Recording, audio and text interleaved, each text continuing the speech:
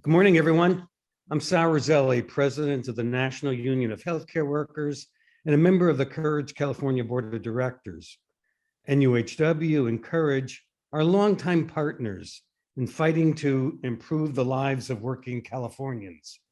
On behalf of both organizations, welcome to our forum featuring 3 of the leading candidates to be elected the next mayor of Los Angeles. Over the next 2 hours, members of NUHW and Courage California will ask candidates about issues of paramount importance to them and all Angelenos, including access to adequate health care, including mental health care, affordable housing, income inequality, and police accountability. Before we begin, it's my pleasure to introduce you to our 2 moderators this morning, Sophia Mendoza, Secretary Treasurer of NUHW, and Irene Gao, Executive Director of Courage California. Thank you, Sal. I'm Sophia Mendoza. 4 years ago, NUHW sponsored the first gubernatorial debate for the 2018 election cycle. And today, we're proud to be co-sponsoring this forum with the 3 leading candidates for mayor of LA. NUHW is a member-led democratic union that represents more than 16,000 healthcare workers in California, including 3,400 who either live or work in Los Angeles. Our union was formed in 2009 by healthcare workers united by shared values that include a strong union is led by its members, worker power is the foundation of a just society, quality patient care requires that caregivers have a voice in their workplaces and are protected from retaliation, and healthcare, including mental health care, is a human right. In LA, NUHW members work at Keck Medical Center of USC, Providence Cedars-Sinai Tarzana Medical Center, Kaiser Permanente, and the LA LGBT Center. Many of our members are working right now, so we'll send them a recording of today's forum along with the completed questionnaires for each candidate. After we conclude our debate, all NUHW members who live or work in LA will receive an electronic ballot to cast votes in an election to determine our union's mayoral endorsement. Lastly, we are proud to be streaming this debate in both English and Spanish. If you would like to view the debate in Spanish, please click on the link in the description. Good morning, everyone. I'm Irene Gao, Executive Director of Courage California, a digital community with more than 1 million members around the state and nation. Courage is fighting for a California that works for all of us by providing the information, resources, and tools Californians need to hold their elected officials accountable. We work to help keep Californians informed about the issues, ensure democracy is accessible, and empower all Californians to courageously participate in the democratic process. I encourage everyone to join us at couragecalifornia.org to learn more about how you can engage in our campaigns and ongoing work. Before we move on, I would like to lead us in an Indigenous land acknowledgement. We want to acknowledge our presence on the traditional and unceded territory of the Chumash, Tongva, and Kizh nations, who are the traditional caretakers of this land we call Los Angeles. As visitors on this land, we pay our respects to the ancestors, elders, relatives, and future generations. We're excited to be joined today by 3 exceptional candidates for mayor of LA. Congresswoman Karen Bass, LA Council member Kevin De Leon, and LA City Attorney Mike Feurer. We invited every candidate who is currently polling above 4% and filled out our NUHW candidate questionnaire. Joe Buscaino and Rick Caruso both declined to fill out our candidate questionnaire. Our forum will start with a 3-minute opening statement from each candidate in alphabetical order and end with 1-minute closing statements for the candidates going in reverse order. Questions will be asked by NUHW members who live or work in LA and by members of Courage California. Questions submitted by NUHW or Courage California members who are unable to join us live will be read by a moderator. Each candidate will have 3 minutes to answer each question. And now let's begin. So our first opening statement will be from Congresswoman Karen Bass. Congresswoman Bass. Well, good morning, everyone. It's a pleasure to be here with you today. And I just want to thank you for all of the work that you do for all of us. I remember when both organizations were formed, when NUHW was formed and also when Courage Campaign was formed. And I thank you for fighting on behalf of Californians. Just a little bit of background about myself. I'm a born and raised Angeleno. grew up in a labor household. My father was a letter carrier. My mom was a homemaker. And I grew up during very turbulent times, which really shaped me. And I remember as a child watching TV with my father, who escaped the South like a lot of African Americans did after World War II, and watching the civil rights movement and feeling very impatient about growing up because I wanted to be on the front lines with all of those people. I first became involved, though, in middle school. The first campaign I worked on was Bobby Kennedy's presidential campaign. And so I grew up during those times when we really had an international view of the world, because there was the Vietnam War, there were the liberation struggles in Africa, in Latin America. And so that was the perspective that I grew up with. I went into healthcare very early because although I wanted to be an activist full time, nobody told me how I was going to make a living doing that. So I went into healthcare. I worked as a nurse for a number of years. I worked in the NICU at White Memorial Hospital, Children's Hospital, and several other hospitals. I trained to be a PA, a physician assistant, and I worked at LA County Hospital in the emergency room. And then I taught right next to the Keck Hospital at USC Medical School, right across the street. And during those years, especially in the 80s, we were beginning to have a terrible crisis that to me really reminds me of what's going on today. It was crack cocaine, it was the Crips and the Bloods, it was 1,000 homicides in 1 year, and it was Operation Hammer, which were the weekend sweeps where African-American and Latino youths were arrested en masse. So I walked away from healthcare and started a community organization called COCO, called Community Coalition for Substance Abuse Prevention and Treatment, in the middle of South Central, because I believe that crack, Crips, Bloods, homicides was a public health issue, and that policymakers were not interested in addressing the root causes. They just wanted to arrest everyone. And we didn't use the term mass incarceration, but that's what we knew what was happening because we saw the policies that were being passed. And I believe that we've addressed the root causes, we wouldn't have the problem of addiction and violence and crime, and especially gang involvement. So I did that for 14 years, community organizer, and working very closely with City Hall on land use issues that we believed contributed to the problems. So I ran for office after 14 years when the community coalition was strong and I could pass the baton on to the next generation of leaders. You know, I have no idea about the timing, by the way. I don't know if there's a clock or something. Yeah, you have about a half a minute left, Congresswoman Oh, Bass. wow. Okay. So I went to Sacramento, became Speaker of the House, helped the state navigate its worst recession since the Great Depression, went on to Congress, chaired the Congressional Black Caucus, and fought for COVID with the Black Caucus, Latino, Asian, and Pacific Islander Caucus, Native American Caucus, fought for COVID relief, especially to address the disproportionate way it was impacting our communities of color. I'm running for mayor because to me, I don't want to see the 1990s repeated. I know we'll get into this discussion soon, but I believe the city is completely fed up over the problem with the unhoused. And to me, when the city is in a mood like it's in today, it could lead to very bad policies that repeat, not getting to the root causes, not housing people, but a more punitive response. And I know we'll have plenty of time to delve into those issues in the course of the next 2 hours. Thank you. Thank you, Congresswoman Bass. And next we'll go with City Attorney Mike Feurer. Hi, thank you so much. Well, we have long history together. When I was in the state legislature, for example, we worked very closely with the Courage campaign in particular on my legislation that would have given the insurance commissioner the power to set health insurance rates in California. We have worked together on an array of other issues, including my bill in Sacramento that said that if you have a kid with a pre-existing condition, that child must have access to healthcare. The insurer has to cover you. We have that long history. Let me give a little bit of my history. So I'm from San Bernardino, born and raised there. My dad was a public school educator for 60 years. When I asked him why he chose his job when I was a kid, my dad told me what it was like to be a prisoner of war to the Nazis in World War II and barely survive the march at the end of the war when the camp was seeking to be liberated. And he told me when he lived through what he thought he would not survive, he decided to do the most important work in the world, and that was kids. That's why he became an educator. And that lesson has stuck with me, the most important work in the world. My mom grew up in Boyle Heights, speaking Russian and Spanish and Yiddish and a little bit of English growing up. And she taught me as a young boy about social justice because she made clear what it felt like when all her Japanese American friends were suddenly gone, because we'd intern them as our government in those days.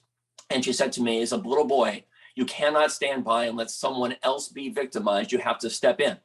I've tried to express those values throughout my life. So many of you know, I devoted 8 years of my life to running Bethzetic Legal Services, the House of Justice, giving free legal work to the poorest, most vulnerable people in Los Angeles, confronting the loss of their housing or their health care, standing up in the 1980s for Spanish-speaking Alzheimer's patients who had access to nothing, making sure that we made the difference for people, whether they were housed or had health care or not. I ran for the city council, taking a big risk. I was the big underdog when I did that, running as the public interest lawyer, but I won. And on the city council, I again shook things up. That's a key theme for me. At this moment in the city, the mayor has to have a record of shaking up the status quo and accomplishing big things. I did that on the city council, creating the 311 system, going after gun violence as a public health, not merely a public safety issue, and changing the whole paradigm here in Los Angeles and across the country. The president of the United States, when President Obama was our president, I was asked to come to the White House to speak to governors and mayors and legislators from across the United States about how to be effective on gun violence prevention in the absence of congressional action. I ran for the state legislature, served in the teeth of the Great Recession, authored that legislation I described earlier, as well as an author of the Homeowners Bill of Rights and other key environmental justice and other issues in Sacramento. I ran for this job. And again, I focused on the nexus between protecting people's rights and their health care. For example, you know about my work. We went after one of the leading manufacturers of prenatal vitamins, got them to change their formulation to get lead out of those vitamins. We've gone after the vaping companies to prevent them from targeting kids. We've gone after the Southern California Gas Company for the huge methane leak that caused major public health issues. Again and again, Excuse the me, nexus City of Attorney health, Feurer, just if you can wrap up your comments really. sure, quickly. health and environmental justice. And I'm running for mayor to be a leader who expresses those values on the top issues of our day: homelessness, affordable housing, recovery from the pandemic. I'm eager for our debate today. Thanks very much. Thank you, City Attorney Feurer. And then next, I'd like to introduce for an opening statement, Councilmember Kevin De Leon. Thank you so very much, sisters and brothers. I was born to a single immigrant mother with a third grade education, a woman who worked her fingers to the bone, spending the vast majority of her life taking care of the very wealthy. I'm running for mayor because I love the city, but more importantly, I'm running because I see people like my mother being left behind, families who can barely make the rent, let alone pay their bills. My entire career, I've had your back. As a member of the Assembly, as a senator, as the Senate leader, and now as council member, I negotiated a $15 minimum wage, negotiated and passed a law making sure undocumented immigrants could have driver's license for the first time ever. I created CalSavers, protect defined benefits, but not having a race to the bottom, but rather a race to the top for every working Californian. I authored the Domestic Workers Bill of Rights. I passed anti-wage theft. I protected immigrant families with our own sanctuary state law, even sued by the Department of Justice. I ended the racist maximum family grant rule and helped enact historic law to give farm workers overtime. And I set California on a pathway to clean air for all with Senate Bill 100 and Senate Bill 350. And I had the building trades with me, in fact, too. Together, we accomplished the impossible. It's proof that if you have my back in this race, we can keep working together to make Los Angeles a city that's affordable and safe for all. Listen, I'm not running for mayor because I want a fancy title, or I feel I have been summoned to run, or I might want my name up on the door. I'm running for mayor because I care deeply about this city, because it's leaving people behind. The rich got richer during the pandemic, the poor got poorer, and the middle class actually got smaller. Frontline workers relegated to the back of the line for essential PPE equipment, as well as vaccines. Essential workers treated like expendable workers. We have a tale of two cities in Los Angeles, but we can be the future city of America. And that's why I'm living proof that I've been in the trenches with each and every one of you. I don't speak on the issues in a theoretical way, but I do on the issues. What you want today is you want a doer, not someone who's gonna pontificate with nebulous platitudes, but actually someone who rolls up their sleeves and has a real solid track record that gives you an idea of what the future can look like for all working families. I will never apologize for having your back, and I hope you can have mine, because together, the future that we want is within reach. but only with the right leadership. Thank you, sisters and brothers, for this opportunity, and I'm honored to be here with each and every one of you. Thank you, Councilmember Kevin De Leon. Just a reminder, we have about 10 questions we'd like to get to. Not sure we'll get to all of them today, but each of you will get about 3 minutes to respond to each question, and we'll sort of switch between NUHW and Courage California members. So our first question this morning comes from Lisa Marie Betancourt of Courage California. For this first question, we'll go in the order of Councilmember De Leon, City Attorney Feurer, and Congresswoman Bass. Lisa Marie. Thank you, Irene, and good morning to you all. The first topic is gentrification. The average home price in LA has soared above $800,000. Rents have skyrocketed over the past decade, and the city's rent moratorium is only a temporary measure. What would you do as mayor to increase LA's housing stock? And with our city's unhoused population continuing to grow, what would you do to ensure that permanently affordable housing is built throughout the city, including in wealthier communities that have succeeded in the past at blocking such developments? Thank you very much, Irene. That's a very important question, especially in a city where the average household income is only $62,000 a year. In a city where the median price of a home is actually slightly under $1 million a year. And in a city where the average rent is $2,600 a month. So for many working families, if you're making $62,000, that's the average income in the city of LA. You know, you can't pay your monthly rent, let alone put clothes on the backs of your children, let alone put food on the table, let alone even have enough money to save to buy a house for a down payment, or even retire with a modicum of dignity and respect. Working families retire when their backs, their shoulders, or waist physically give out. So we don't have so much a housing crisis, Irene, as so much we have an affordability crisis, because we actually have 70,000 vacancies approximately in the city of LA. The problem with that is they're all market rate, above market rate. They're luxury apartments that are available right now. And that's not within reach for working families, the people who actually make this city go. So what we have to do is we have to make sure we mandate. You don't allow the market forces and negotiate with the market forces. They can't dictate, what we need. We need to mandate affordable housing. And that means very low income, as well as middle income. If it's not mandated, then we know what will happen. What's happened throughout the state of California. The market forces dictate who gets access to roof over the head and who doesn't.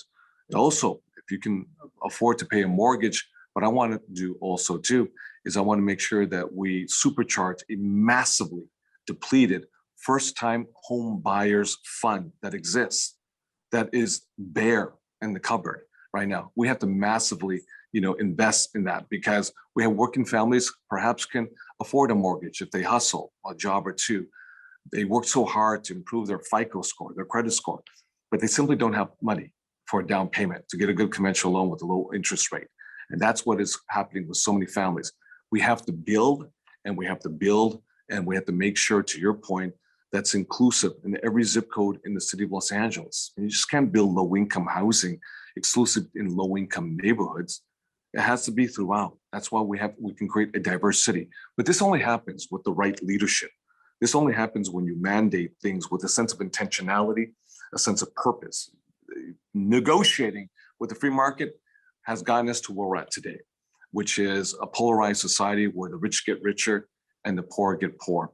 And, I don't know if there'll be a question, on the issue of homelessness, but obviously we have 41,000 people living on our streets, our sidewalks, our alleyways, and their cars in our parks. And the short time that I've been on the city council, I've created more housing solutions than anyone in the entire city, the county, the region, and probably easily in the state of California.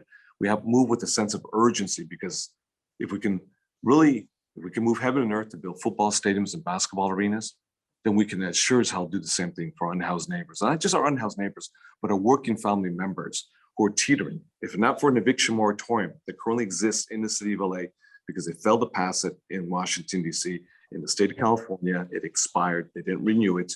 If it weren't for an eviction moratorium, you would see an avalanche, a tsunami of more working families ending up on the streets today. That's why Thank we you, have to Councilmember. have it there. Thank you much, Irene. All right, so moving on to City Attorney Feurer. Thanks very much. And as you listen to our answers to this and other questions, I hope you're listening for this. Who has a command of the specifics, who can hit the ground running on that first day with concrete solution? So I've been a champion for expanding and preserving affordable housing. I'm an author of the Affordable Housing Trust Fund in the city. I have fought, as I said, to protect low-income tenants on the verge of being unlawfully evicted. And I've combated slum housing throughout the city. And I'm going to bring those values to addressing this question. So first, on creating more affordable housing, we have a transit-oriented communities program in our city that focuses the creation of affordable housing along our transit corridors. I'm going to supercharge that program and expand the areas to which it can apply. I'm going to say to each of the 10 general managers who touch homeless and affordable housing, if you do not cut the time it takes to cite and approve it, you are not going to keep your jobs because we have a crisis here. I'm going to say with regard to commercial buildings that have seen their commercial tenants vacate their leases because they're working remotely instead, we can adapt. We have an adaptive reuse program in the city. I'm going to expand it dramatically to integrate affordable housing into formally commercial structures. The LAUSD has lost about 300,000 students in the past few years. We have underutilized school space. I'm going to say we should co-locate affordable housing on underutilized school campuses. The land is free there, it reduces the cost, and teachers need to be able to afford to live close by to where they work. We have outdated rules in our city. For example, there's a new model of living where we have individuals who rent a bedroom and a bathroom off of common spaces in New York and San Francisco, but not here because the rules don't allow it. That's a good example of taking outdated rules and changing them. I want to focus on what are called accessory dwelling units and get to your question about how we expand affordable housing in all neighborhoods of our city. There's a law that passed Sacramento called SB 9 that allows somebody who has an affordable accessory dwelling unit in their backyard, a granny flat, split your lot in half. And instead of just renting that unit, create an opportunity for a first-time home buyer to buy a 500 or 600 foot unit in a backyard. That's the size of the units that my kids live in their apartments. If you create a home ownership opportunity that's affordable like that, you're allowing people to build equity and make their way through the home ownership process. You asked about gentrification. There are many steps I would take to grapple with gentrification as we expand our housing throughout our city. Community land trusts are a good example of where we can invest in the opportunity for a neighborhood to collectively have a piece of the pie in their neighborhood. I want to connect the affordable housing teams with communities that have been underserved and lack affordable housing and home ownership opportunities. There's a Community Reinvestment Act that requires banks to invest. I'm going to convene those banks and mandate that they focus on assuring that there are investments in those underserved communities. I want to expand access to capital programs and financial literacy opportunities. Because, the huge gap that I mentioned on the TV debate the other night between wealth in Black households and whites looks like this. An African-American household, $4,000 of wealth. A white household, $353,000 of wealth. And the principal basis on which that gap exists is home ownership. We need to be creating more home ownership opportunities in the ways I've described a moment ago. We have an opportunity to combine. Thank you, City Attorney Feurer. Okay. Sorry, just a Thanks very reminder to keep to the 3 minutes, just because we have quite a few questions. To Yeah, get we through. just can't see where we are, so we're doing a Yeah. long. Of course, understood. Before I start, I was wondering if it is possible to put up a timer so that we can tell, because it's very hard. Sure, yeah, we can make some notes in the chat so you guys can see that as you speak. Thank you. Or just wave your hands in 30 seconds. Fair enough as well. We'll do both. We'll see how this goes. We're very low tech here, that's okay. And Congresswoman Bass, I want to give you a chance to answer this question as well. Okay, well, thank you for the question. And I do think it is one of the most important issues that we're facing. And it's hard to disconnect affordable housing, gentrification from homelessness because they are all interrelated. I will say that my adult children can't even afford to live in Los Angeles anymore. We know that the solution for this is to increase the supply. And we know that one of the ways to do that is really to fast track the ability to build housing, whether you are talking about temporary housing, permanent supportive housing, or affordable housing. I would agree with my colleague, Councilman De Leon. We have an abundance of luxury housing. but LA has become unaffordable, and increasing the supply is the only way to really deal with that. So dealing with outdated regulations that hinder the ability to build. One of the things that makes the financing so difficult, that makes the delay, is the financing. And so I would convene our financial institutions and develop a fund so people that are committed to especially building low income or affordable housing, that they can be fast tracked. They shouldn't have to go through the same barriers that somebody that is building another luxury building that we do not need any more of in Los Angeles. They shouldn't have to compete. They should be able to be fast tracked. But one of the things that holds it up is that when rich developers come in, for some reason, they can get their projects fast tracked. And so clearly we need to deal with the staff in planning, the staff in building and safety, and we need to look at all different ways to build, whether we are talking about transit-oriented building, or whether we are talking about converting commercial buildings, because I think, especially after COVID,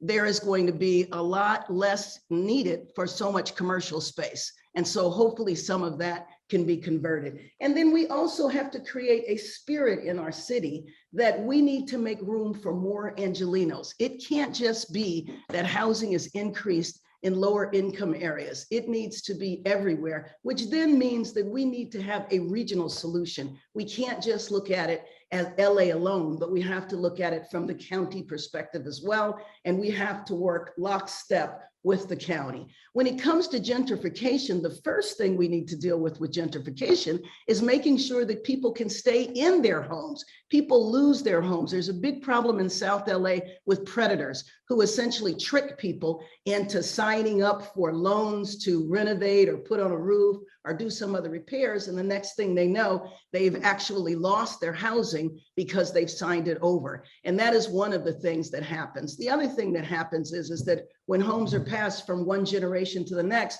the adult children can't afford to stay in the home. And so they either lose it or they have to sell it. So thank you very much. My 3 minutes are up. I'm timing myself, but it would be helpful if there was a timer.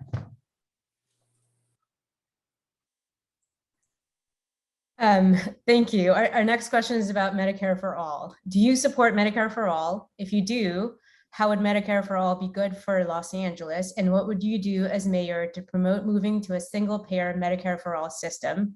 And this time the order is going to be City Attorney Feurer, Congresswoman Bass, and Councilmember De Leon. Thank you very much. So we don't have to guess where I stand on this issue. As a member of the state legislature, I was a co-author of legislation to create single payer here in California. I support the idea of Medicare for all across the country. If we had the savings, which as you know would be in the hundreds of billions of dollars, I don't mean just the savings to individuals who would reduce their healthcare costs, but I mean savings to the government. That money can be reallocated across the nation. And in fact, that money would dwarf some of the money that's already been allocated pursuant to the pandemic. So as mayor of the city of LA, when we move to that system nationally, I'm going to be a strong advocate for shifting resources here for a number of specific things. First, with regard to what the city can control, we're going to be talking more about homelessness later. It's fundamental to devote more resources here. In particular, when it comes to the nexus between the city and the county, I would want to see a major infusion of resources focused on two things: mental health and substance abuse services. You know, I sue the opioid manufacturers as city attorney because I could see the interaction between addiction on the street and homelessness. The federal government can infuse major resources here in Los Angeles into our ability to grapple with that nexus. In addition, in Los Angeles, if our residents weren't allocating so much of their resources to paying for their health care, they would have more money in their pockets, which would enable them to afford housing here, enable them to afford decent food and opportunities for their kids. So there's a huge array of changes that would happen if we in fact moved to this model, as opposed to enriching our health insurance companies and allowing their lobby to impede what ought to be happening across the United States. As mayor of the city of Los Angeles, I'm committed to working closely with the county that currently controls our public health and mental health systems to say the current status quo with an open air pandemic on our streets and vacant substance abuse beds can't work. And by the way, I'm going to work closely with state and federal leaders on changing rules that otherwise impede us from exploring new models of delivery of mental health and substance abuse services. And I'm going to be very focused on saying, as mayor, we need to be collaborating every couple of weeks, the chair of the Board of Supervisors and her colleagues and me, with whom I've had relationships for decades. This is a moment for us to change the paradigm, not just financially across the United States with an infusion of new money, but a chance for us to change the paradigm in the wealth and the collaboration, or what has been the lack of it, between city and county leaders that have allowed people on our streets to languish and have allowed our healthcare system to deteriorate, allowed our mental health system to be almost non-existent, and precluded substance abuse treatment from happening throughout our city. These are all steps I would take as mayor. And it highlights the fact that the mayor of the second largest city in the United States has an outsized voice in national policy and should use it. I've done that as city attorney on gun violence, creating the nation's first ever coalition of prosecutors on gun violence and speaking at the White House about what we can do to change that. The mayor can be an advocate and not merely the passive recipient of changes in the federal system. I will be that advocate. Thanks very much.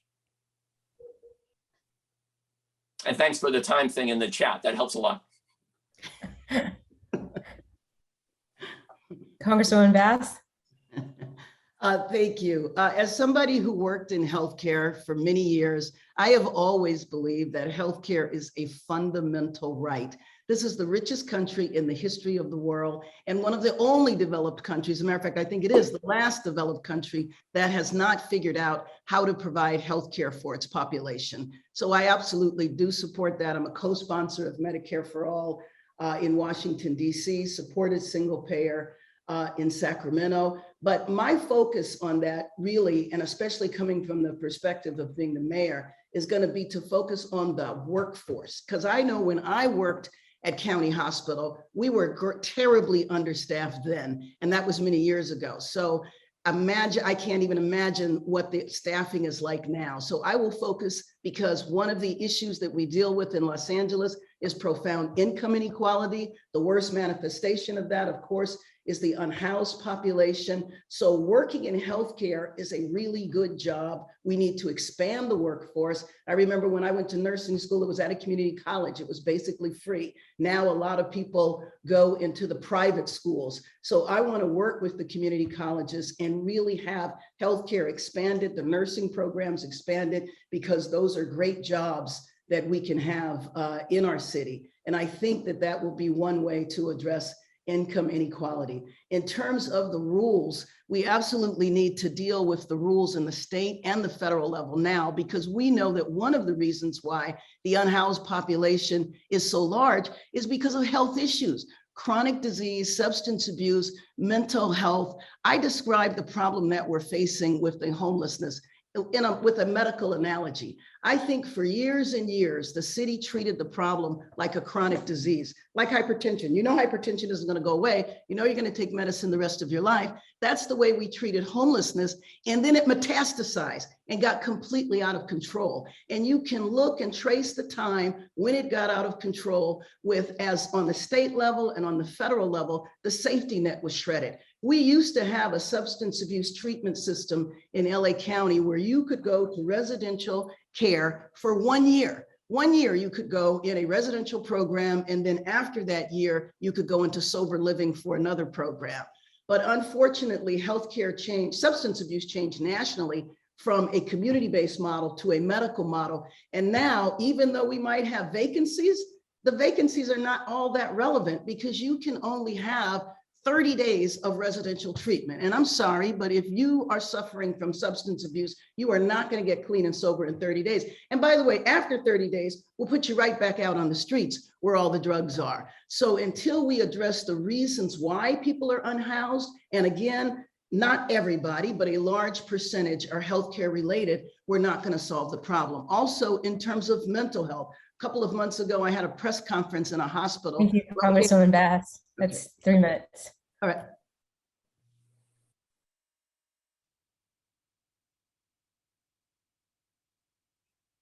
Councilmember De Leon. Thank you. Thank you so much. I do support creating a Medicare for all system, and I've been on the record and I've led on this issue through Senate Bill 562. We know that healthcare is a human right. It's not the exclusive privilege of the wealthy or the elite. Even with the improved access to healthcare that the ACA provides, it's simply not enough. For millions, affordable healthcare is still out of reach. And Medicare for all is really the only way to control costs and finally hold pharmaceutical companies responsible. It would save, as my colleagues have just mentioned, billions in administrative costs that are essentially wasted today, and it would give hardworking Angelenos the breathing room to not have to choose between basic medical care and their basic needs. My record on this issue is long and it's consistent. And that's why I continue to support single payer, because so many politicians have wavered on this issue. Let me be very clear here. When we monetize access to healthcare, as opposed to being focused on the outcomes, the results are born in our society. With so many healthcare, issues that we're dealing with every single day. For many Angelenos that I represent, their HMO is not Blue Cross, nor is it Blue Shield, nor is it even Kaiser. They don't have an HMO or PPO. It's not HealthNet.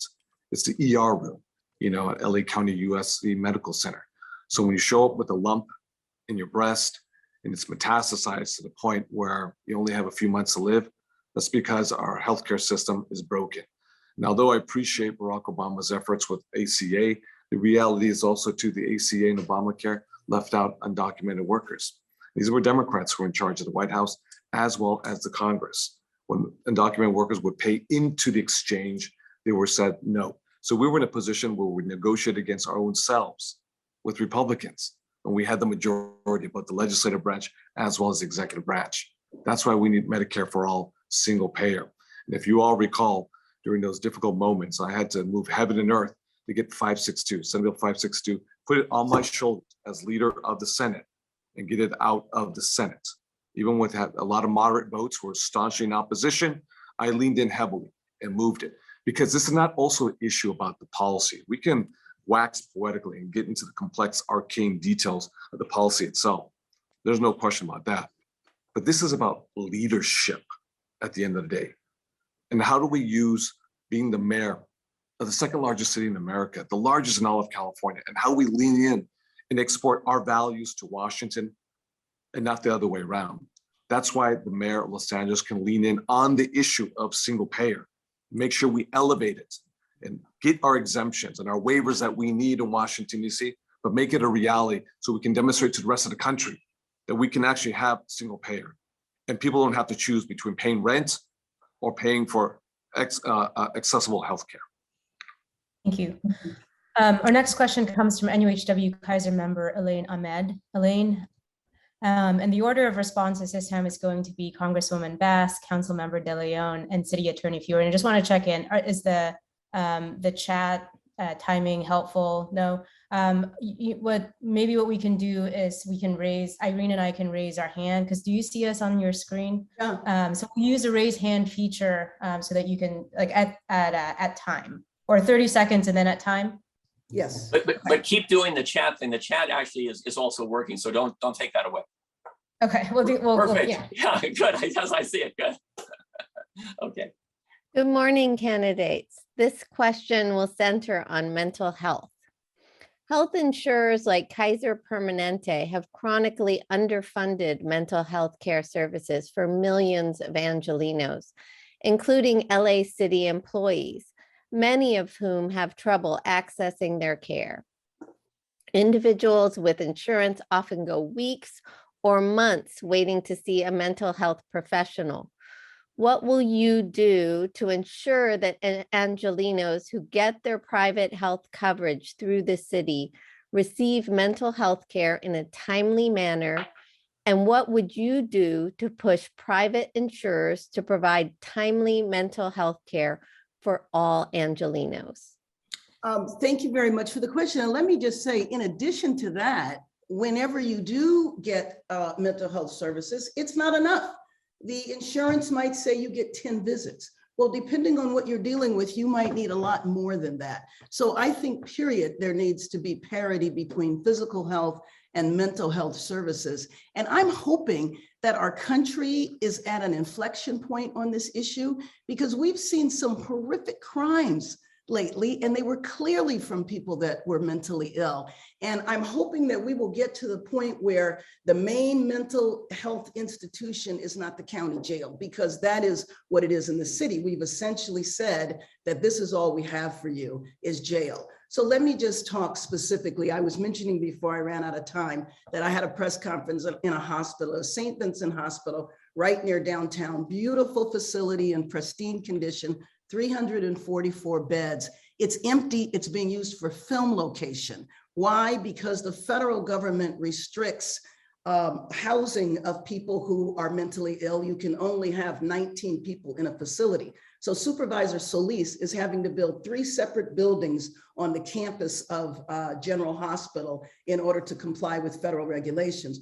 Those federal regulations can be waived, but the only way they can be waived is for the governor's office to ask Washington, D.C. I went to D.C., I went to Health and Human Services. I said, let's get this waived, and that's what I was told. Now, I'm going to continue to fight for that regardless, because we got to get the state to do it. They say they're going to do it. So we need to also have a new model of mental health services. One of the things that was promised after the 80s was that when we deinstitutionalized people, we would set up community-based services. That never happened. But I think the moment is now that we should push for that, especially given the intersection between mental health and homelessness. And we do have medications now and a lot of other things to treat mental illness where people don't need to be confined for long periods of time. They might need to be confined when they're in danger of hurting themselves or someone else, a 5150, but they can be stabilized and then they need to be housed.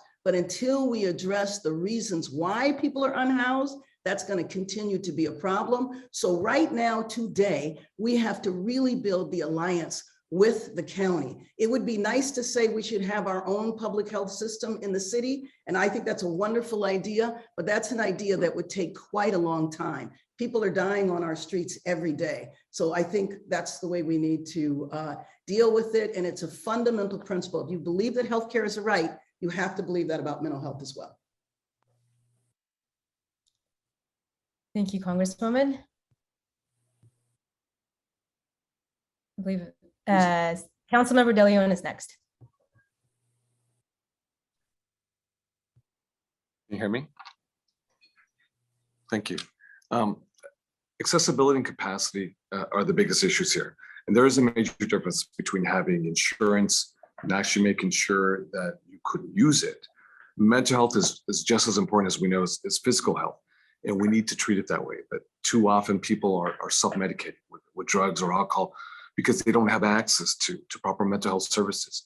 And I'll work with both the State Department of Managed Healthcare as well as the County Department of Mental Health to help bring down the wait times and make sure services are more accessible. But the city has an enormous employer. The city is an enormous employer, and therefore we can leverage in negotiations with service providers. We also have to talk about the fact that the city of Los Angeles doesn't have its own continuum of care, meaning that we're dependent on the county, and we cannot draw down on our own funds. And that's why I have proposed creating our own LA City Department of Public and Mental Health to create our own continuum of care and be able to provide healthcare services, including mental health care services where are most needed. Let me say, there's 2 things that are really important. One, we're one of the biggest employers in the entire county. So we have the power to leverage and negotiate to make sure whoever we have as a healthcare provider is providing accessibility and has also the capacity of mental health services for our everyday workers. That is so critical. Look at what's happening with Kaiser and the wait times with Kaiser. And look at the sordid, record of Kaiser also too. I have family members who are having a mental health crisis, and it's a month, 2 months, 3 months, 4 months until they can get in and actually see somebody right there. So we have the power to sit at the table and negotiate and leverage for the workers that we represent in the collective bargaining units. Well, we want the very best when it comes to the issue of mental health.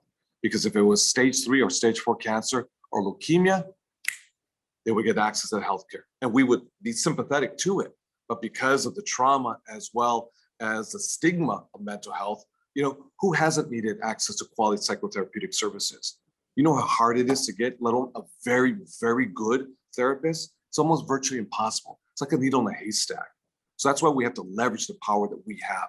That requires leadership to get the very best mental health systems for our workers. Secondly, the issue, we're leaders. It took me a handful of years to create CalSavers, but I did it because in Washington, they said, no, you can't do it. You can't do it. But I didn't take that for an answer.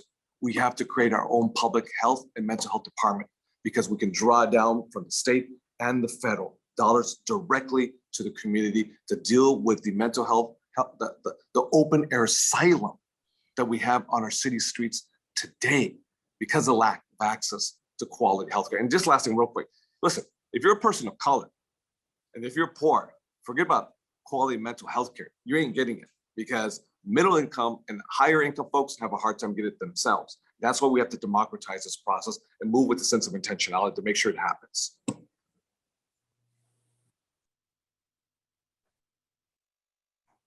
City Attorney Feurer. Thanks very much. So I want to break down the question into at least 2 or 3 parts. I want to talk about city employees. I want to talk about children within the city of Los Angeles. And I want to talk about broader mental health policy. So first, regarding city employees, the mayor directs the process by which the city contracts with our healthcare providers. The mayor has to sanction the end of that negotiation. So the mayor's marching orders need to be in those negotiations to assure that parity in mental health actually is realized and not just a bunch of empty words. Second, those negotiations have an additional feature to them because the mayor can also collaborate with major cities throughout California to increase the opportunity here in the city of Los Angeles that will be able to create those contracts the way we need them. I'm the only candidate among us today who's actually been involved in that process, who chaired the budget process for the city of Los Angeles. Let's talk about our kids for a second.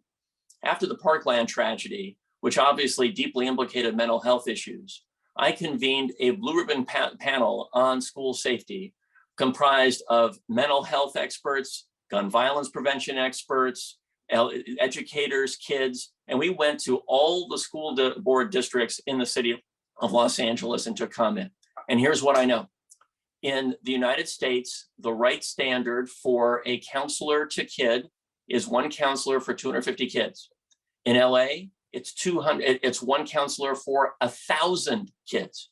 And so one of the concrete recommendations that we made and I've advocated for before the school board is to radically change and reduce that student to counselor ratio, because a huge percentage of students in LAUSD come to school traumatized, and that trauma affects their brain development. We know that kids who live in environments infused with gang and gun violence, for example, will never have their brains develop they were biologically intended to. And as city attorney, I've created a model program for across the nation for grappling with that issue here on the streets of Los Angeles. Let's talk more broadly about policy in general on mental health.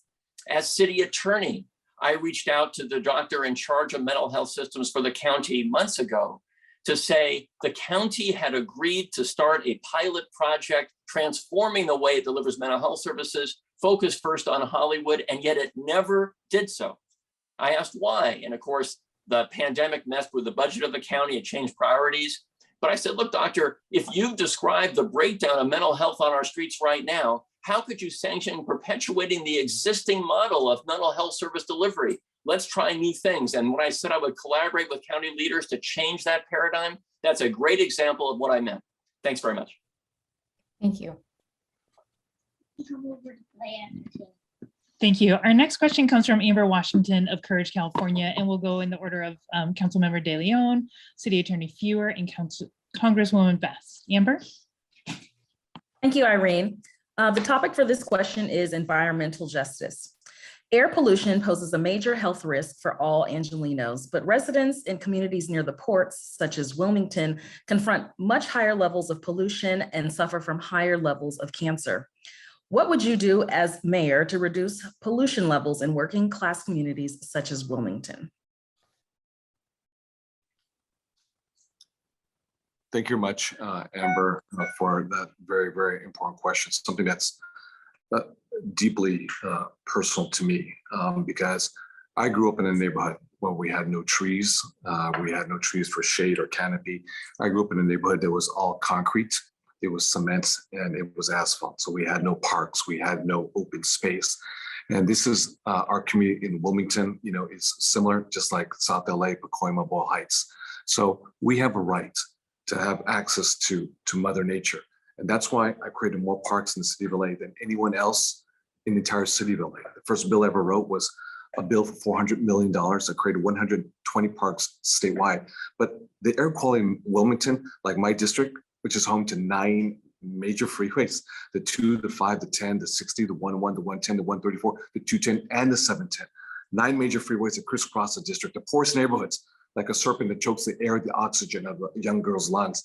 And that's why I created the nation's first ever tool to identify which neighborhoods suffer the most from carbon dioxide equivalent, not SOx particulate matter 2.5, the heavy smog, so we can drive our investments in those communities that are disproportionately impacted by both CO2, greenhouse gases, as well as CO2 equivalent.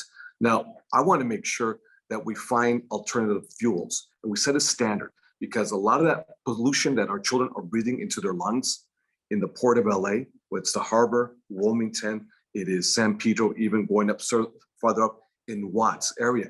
A lot of that is coming from the ports. It's coming from both the trucks as well as all the cargo ships are coming in from the Pacific Rim. As mayor, what I want to do is what I did with 100% clean renewable energy. I want to do with our ports, that will mandate that anyone who uses our ports take the necessary steps to slash their emissions to protect our communities. You have to do that with intentionality and purpose. Let me say that I want to democratize the benefits of our climate change policies, because if you don't, the market forces don't do that. And that's why you have so many children in Watts. That's why you have so many children in the harbor area, you know, in San Pedro, in Wilmington, walking with inhalers that they have to breathe into their lungs every single day.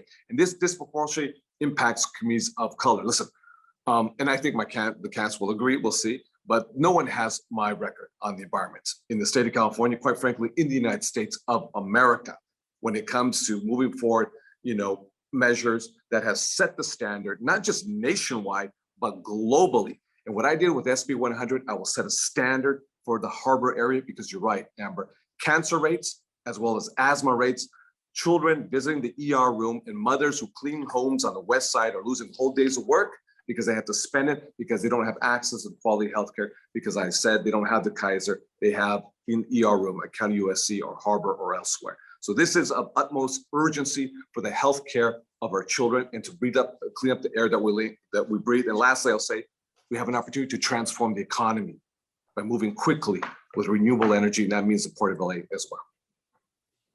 Thank you, Councilmember and City Attorney Feurer. Thank you very much. So this issue is very personal. I get the impact of particulate matter in our air.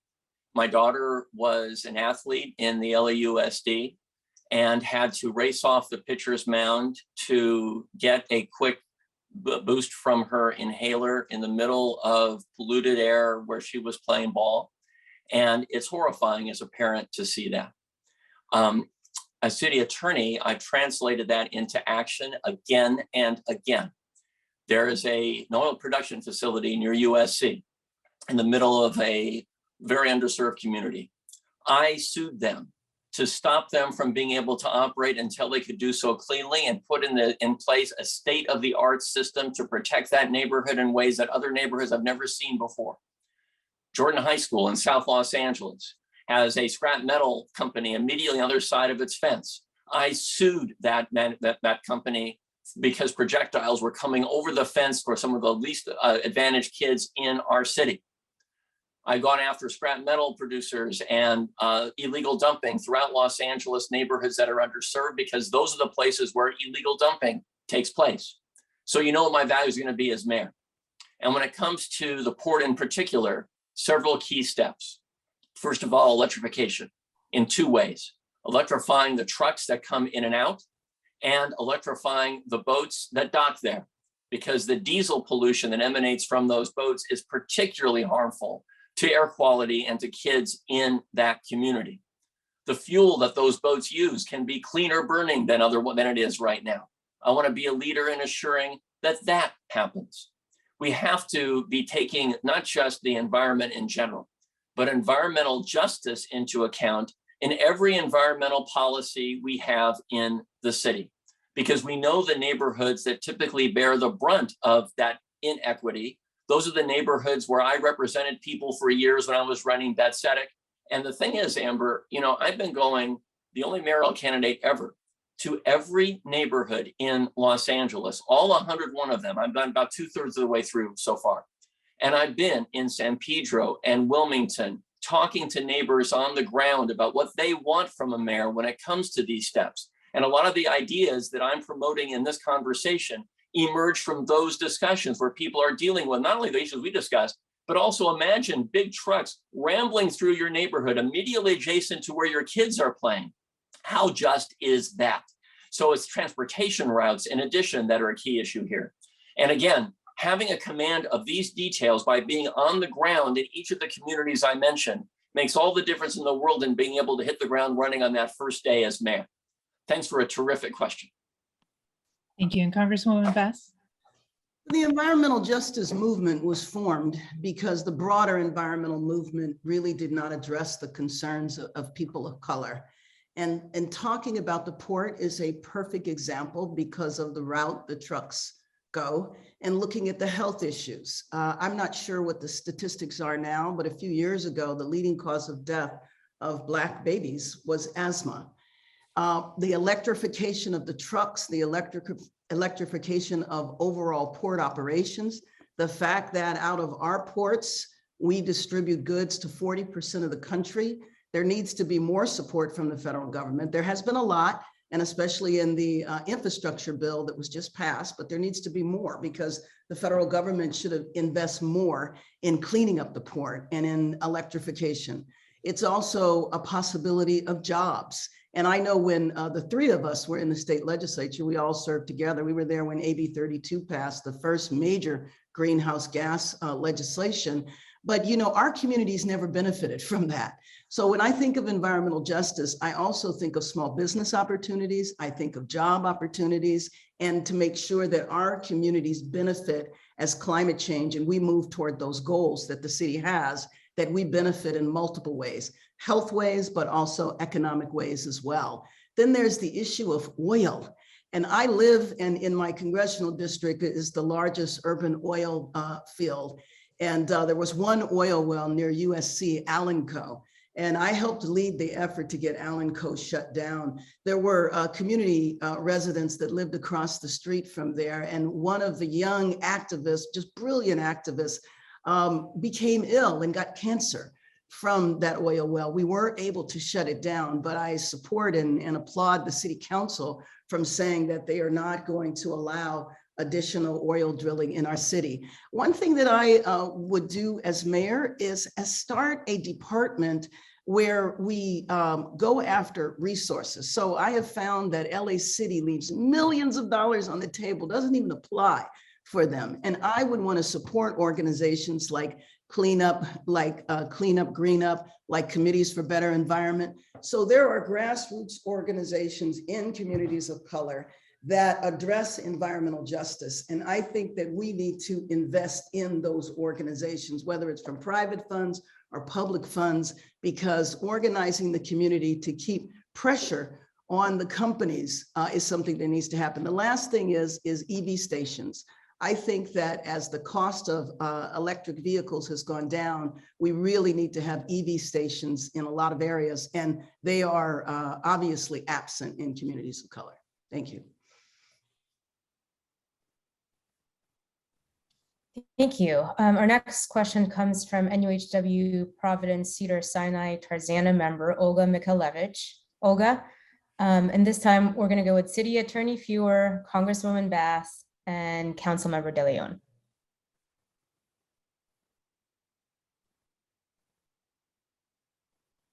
Go ahead, Olga.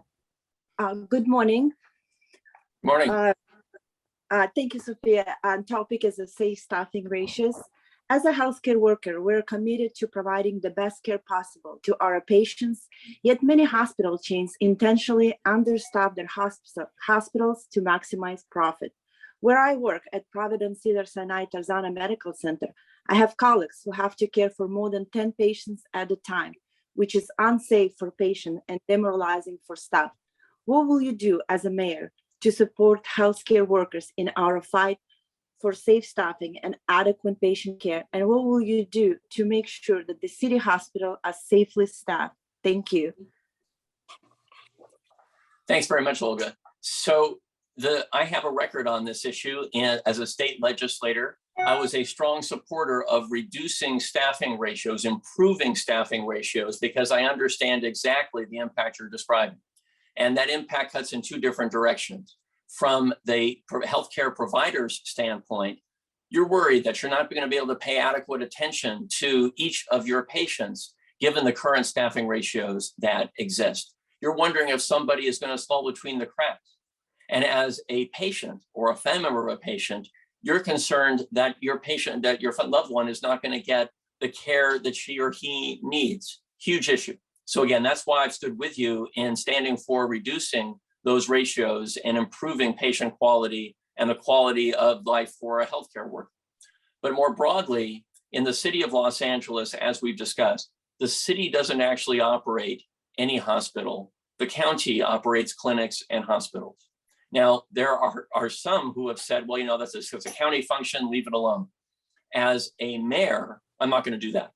The mayor, as we mentioned, has an outsized role in public policy at the state level where staffing ratios can be mandated.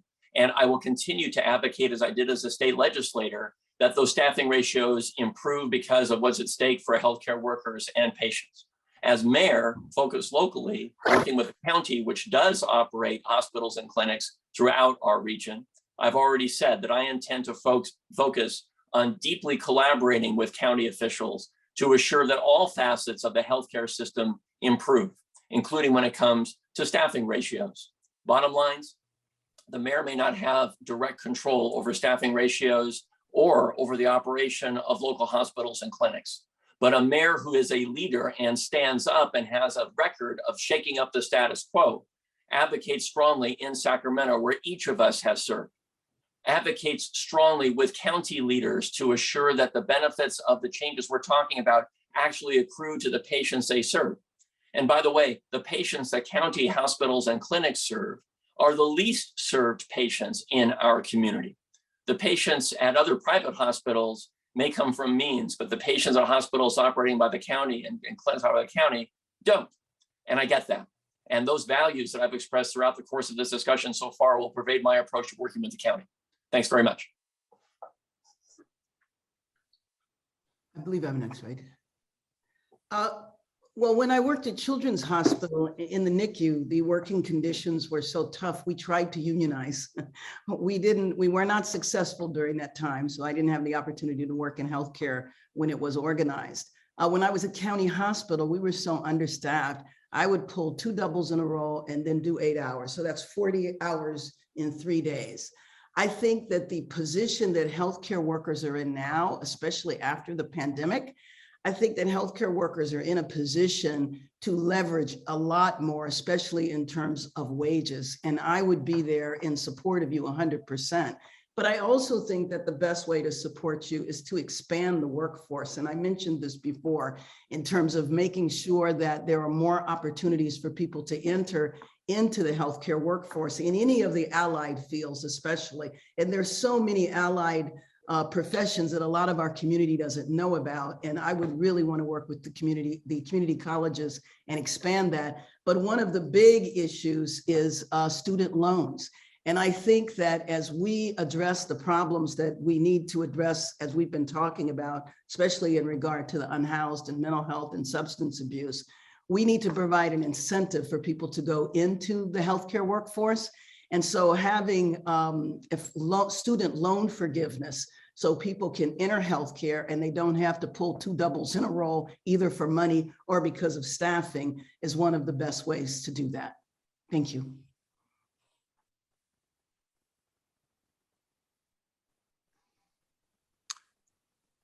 Thank you.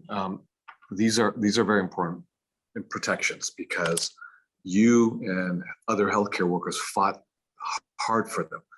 We can't afford nurses to burn out because these are life and death consequences. It's incumbent upon us to give each and every one of you what you need in terms of quality care. And that's what we want for our families too. I can say, thank you to my former colleague, Senator, Connie Leyva, in her bill. The California Department of Public Health can now fine hospitals that repeatedly cross ratios or work out, the ratio compromise patient care. It can now be reported. With my unique experience as pro tem, I have the current relationships with the department. And so I know the players and I can work with them from day one, Olga, to be a local anchor for what you need to go to bat for you, both in Sacramento as well as DC, as a bully pulpit. Your mental health is important. Your physical health is important. And right now, I think that you are actually in a very dangerous position at this moment because the ratios from staff to patients right now, especially because of COVID, is a very dangerous one. That means the quality of care. That means the mental health and stress that you go through. That means the quality of care for the patient themselves. And the hospitals, at the end of the day, are responsible for it. They are the ones responsible for managing the ratios and making sure they adhere to the standards of high quality for both you as a professional and for the patients. I've already been leading on this issue. When I get a call from all of you at NUHW, or when I get a call from other folks to say, I pick up the phone, I call the president of Cedars-Sinai, or I'll call the president of all of Kaiser, or I'll call the president of Dignity, not just the hospital, but the whole healthcare system, and I'll espouse my point of view and make it very clear that I don't want my constituents, to be in danger, not just patients, but each and every one of you, the hard workers who've been on the front lines. The burnout has been tremendous. And the last thing we need are more and more, of the traveling nurses that are coming in, especially from right to work states, who undercut and undermine, the hard work that you all do every day and the hard work, the gains that you have secured sitting at the negotiating table. And that's what's happening right now. That's happening. So it's about strong leadership and making sure we can protect your mental health, your physical well-being, and the health of our patients. Thank you. Our next question comes from NUHW CAC USC member Richard Aguayo. And this time the order is going to be Congresswoman Bass, Council Member De Leon, and City Attorney Feurer. Richard? Good morning. Thank you for your time. So during the early days of the pandemic, my colleagues at USC Keck Medical Center, we were caring for COVID patients without having sufficient PPE to keep them safe. As a mayor, what will you do to protect frontline workers and ensure we are properly supplied and equipped to care for our patients? First of all, I think we learned a lot from the pandemic. And I think in anticipation of the next pandemic, and we know that there will be more, as right now, actually, they're looking at a new variant. But I think that the city needs to think proactively and frankly, stockpile on PPE. The city needs to have a special fund that's set aside to assist businesses and individuals in concern over whether or not aid would be delayed from the state or the federal government.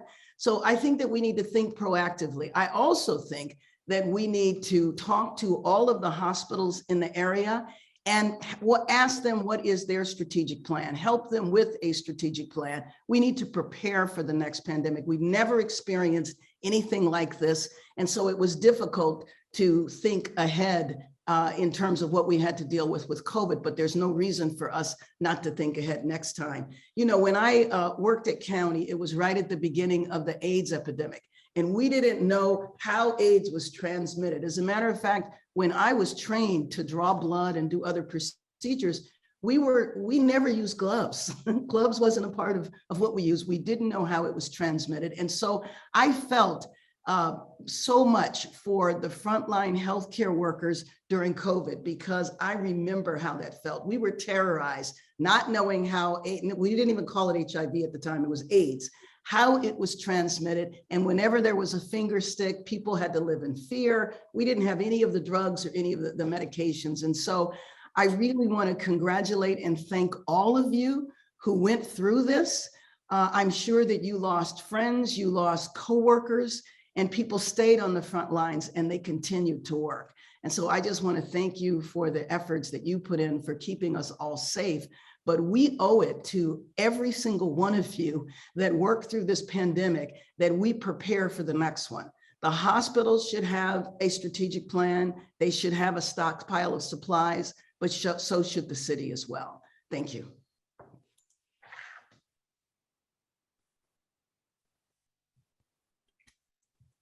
Thank you. Thank you very much, Richard, for that very important question. I can say this, that during the COVID-19 pandemic, we saw the tale of two cities. In one city, we saw the rich got richer than ever before. In the other, we saw the poor get poorer and the middle class actually get smaller. We saw frontline workers, again, relegated to the back of the line for life-saving PPE equipment, as well as life-saving vaccinations. And we saw essential workers treated like expendable workers. And I say this from personal experience because at the height of the pandemic in LA County, my district was ground zero for both infections as well as deaths. And we saw what happened when levels of bureaucracy, the county, the state, and the federal government don't quickly react. And we see what happens. People die, but especially people of color. And that's why I'm not waiting to lead on this issue, because I'm leading right now. We've already introduced, legislation to create our own public health department, just like Long Beach, just like Santa Barbara. We're the second largest city in America. New York City has their own. And that's why we can draw down on dollars. We can stockpile our PPE equipment, because be very clear, there will be another global pandemic. There will be another variant. And that's why we have to invest dollars to make sure we educate every Angelino in every language to better prepare them for, the next variants and for the next global pandemic.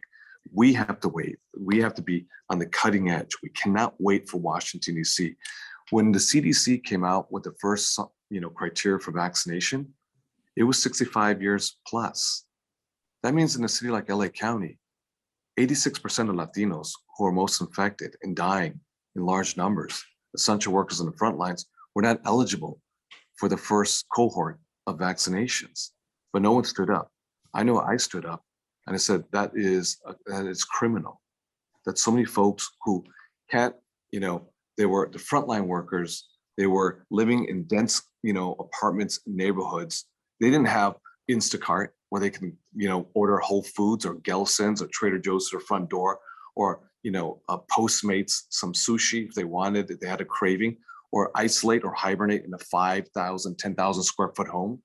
And we know who we're talking about in terms of essential workers. It is each and every one of you and the people that you treat, especially at Keck USC Medical Center, especially next door at the LA County USC Medical Center, which is the ER room, which is the HMO PBO to so many working families. That's why leadership is critical on this issue, to make sure we as Angelinos, especially Angelinos of color, especially the zip codes that we live in, are not relegated to the back of the line like we were during this global pandemic of COVID-19. Should I go? Great. So, Richard, very important question.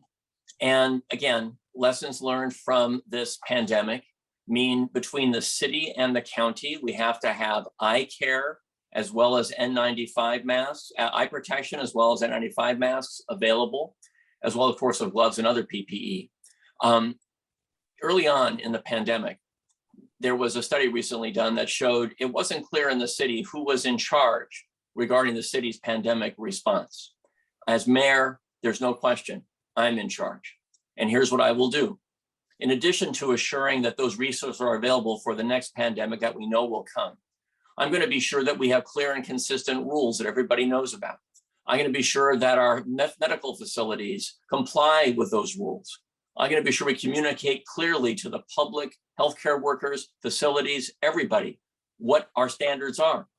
We're going to address disparities that have been exposed in this pandemic in access to healthcare throughout our region that jeopardize not only all residents of our city, but also the health and safety of frontline healthcare workers. And we need to train and plan for the next pandemic in the same way we train and plan for the next natural disaster like an earthquake. And I'll be a leader who does that. You know what I'm going to be doing as a leader, because as city attorney, there's been no law office in the United States as impactful as ours in going after price gouging and fake test kits and preventions and cures. In the coming days, you're going to see yet another example of our leadership in trying to protect public health as lawyers. As mayor, I'll have an opportunity to go way beyond my current role as city attorney and take these steps that I'm describing and make sure they're implemented. But I have a history on these issues, and I'm going to follow through on that experience as mayor. And that experience is what differentiates us from each other in this campaign. The mayor needs to have the experience in grappling these issues to be able to hit that ground running on the first day. Thanks very much. Thank you. Our next question is going to come from Lisa Marie of Courage California again, and we'll go in the order of Councilmember De Leon, City Attorney Feurer, and Congresswoman Bass. Lisa Marie. Thank you, Irene. This topic is public safety. What are your plans to address public safety from a community perspective beyond policing, being mindful of police overreach, brutality, and abuse of power in our communities? Thank you very much, Lisa Marie, for that very important question. And let me just say that I grew up in a neighborhood that had its fair share of violence. So I know what fear feels like. And I think it's easy to stand up on a debate stage and promise to hire more police officers. Some plans that have been presented would add $1 billion in spending over the first 5 years. And that's just salaries alone. That's not healthcare or even pensions. And the question is, what the candidates don't tell you, if they want more police officers, they have to raise taxes, or they have to cut services like Meals on Wheels, services for after-school programs. Before we have any conversation on hiring more police officers, we need to get our own house in order. And that means it starts with pulling our police officers off the mental health front lines and putting them back on the line of duty.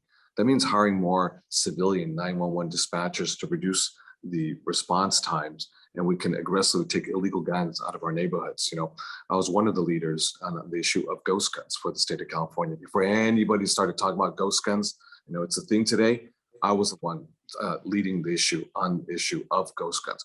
We need to change our culture in the LAPD Academy, because every Angelino, regardless of the color of their skin, regardless of their legal status, deserves to be treated with utmost professionalism as well as respect and dignity. You know, it's not a world of absolutes. We can have safe neighborhoods and we can be treated with respect and dignity. And that's why what we need to do is we need to make sure, again, that we take our officers out of the mental health front lines. They should not be dealing with the issue of homelessness. They should not be dealing with the issue of mental illnesses. They should not be dealing with the issue of drug overdoses. They should be dealing with the issues of solving and preventing crimes. And then again, we have to change culture, the norms and mores within our own LAPD Academy. Interestingly, the LAPD Academy or the LAPD officers are majority people of color. They're majority people of color, but the norms and mores are still from the old LAPD. And that's why those things have to change.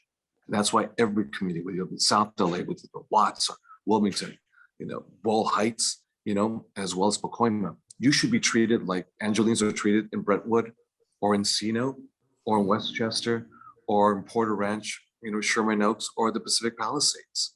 And that's what's so critical.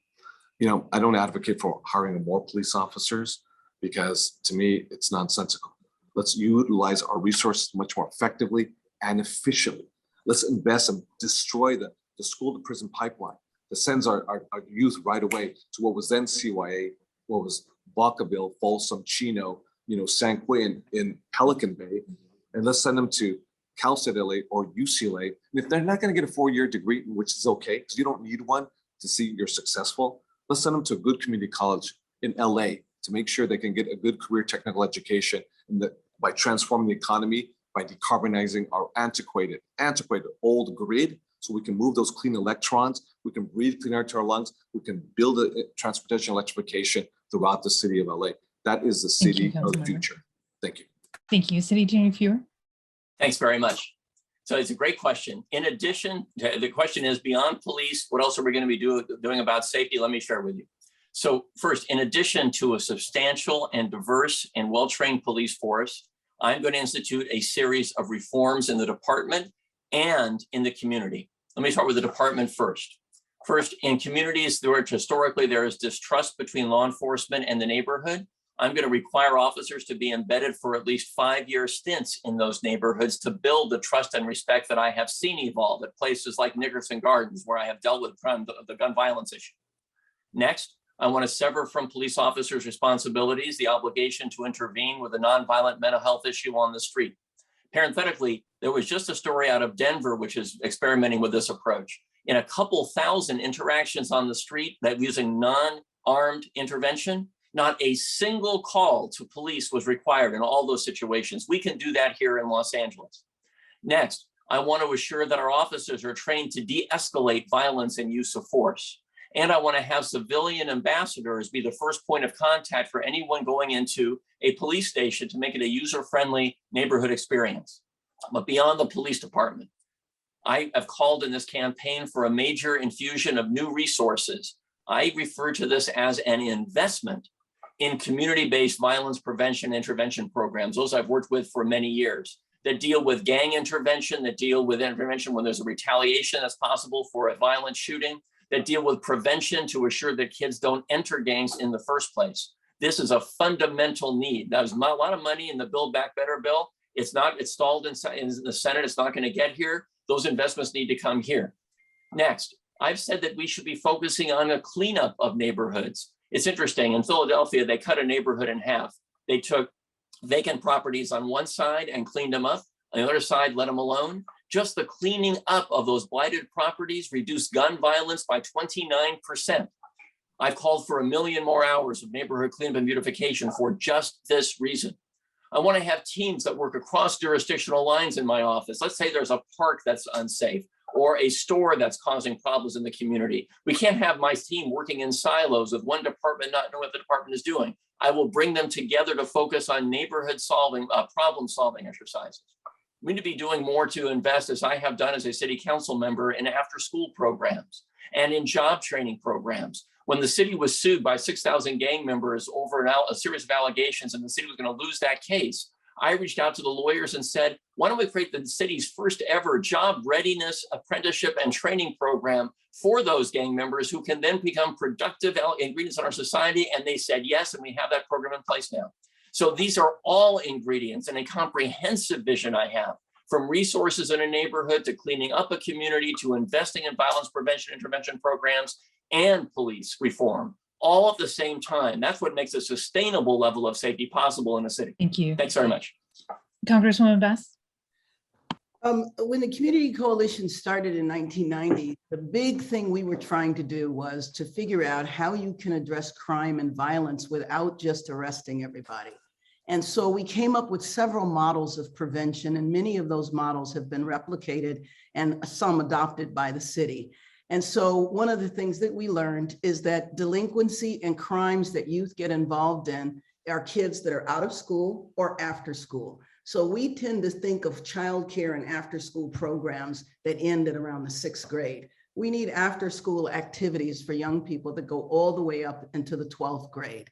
You can reduce teenage pregnancy, and you can reduce delinquency if you have programming for young people during those hours. The other thing is that when we went through this period of mass incarceration, we locked everybody up, but we also continued to pass punishment laws for people when they get out. And so we've essentially locked people out of the legal economy. So we need to figure out how to reintegrate people back into the economy, and we need to change some of those laws. I led on those efforts in Sacramento, and in Washington, D.C., we've been able to pass legislation also to allow people to reintegrate back. I'm carrying a bill right now to start centers where people who were formerly incarcerated can get funding to start their own community organizations to reintegrate people back into the community so they don't reoffend again. We also started a program at Community Coalition where we used young adults who had kind of aged out of gang life, because usually when you get in your late 30s or so, you get out of that type of activity. A lot of times they feel extremely remorseful. And so we involve them in intervention and prevention activities. That is now been developed into community intervention workers. And I was recently able to bring several $1 million because after being in Congress for a number of years, we finally got earmarks back. And so I just brought funding in for several organizations in the South LA area, because what has happened in our city, even though our city has adopted these programs like Community Safety Partnership, for example, the city has never really invested in allowing these programs to get to scale. And so working with former gang members who can identify when there has been a gang conflict and maybe a shooting, and then they intervene and they prevent the retaliatory shooting. So there's a lot of knowledge that we have about this. It just never gets invested in. So as mayor, I want to start the Office of Community Safety, where I go out and get the funds to really invest in these activities. We know how to reduce crime without law enforcement. It is just never invested in. And frankly, politicians don't win elections by saying, I want to support prevention. They win elections by saying, I want more cops, I want law and order. I don't think that's the way to go. And I frankly think that's what's at risk in this election. We can't go in that direction again. Thank you. All right, so we have just a few more questions left. I appreciate you guys staying on time. I'm glad the system is working out really well. So our next question comes from Jay Chodermal from Courage California, and we'll, in this question, go in the order of City Attorney Feurer, Congresswoman Bass, and Councilmember De Leon. Jay? Thank you, Irene. The next question will cover engaging young and future voters. In Los Angeles, 80% of eligible voters ages 18 through 24 are people of color, though they are less likely to identify with an established political party. Young Angelenos are more driven by a sense of fairness and justice. Students at all levels are organizing voter registration drives and demonstrations to get their voices heard and challenge power dynamics. For instance, expanding the vote to 16 and 17-year-olds countywide. How will you empower young Angelenos and encourage them to participate fully in the public life of our city? Thank you, Jay. What an important question. And it's a question I've been focused on for a number of years. When I was in Sacramento, in the face of voter suppression efforts across the United States, I wrote California's same-day voter registration law, precisely because I wanted young people who often will wait until the very end of the process to have access to the vote, and ideally allow them to get inspired to participate more deeply in the future. A number of my Democratic colleagues were concerned about that move because they were worried that you couldn't communicate effectively with a voter who is just at the last minute making a decision. That's okay with me. I want that voter to come in and be inspired. As mayor, this is a crucial issue, and here are connections I will create with youth throughout our city.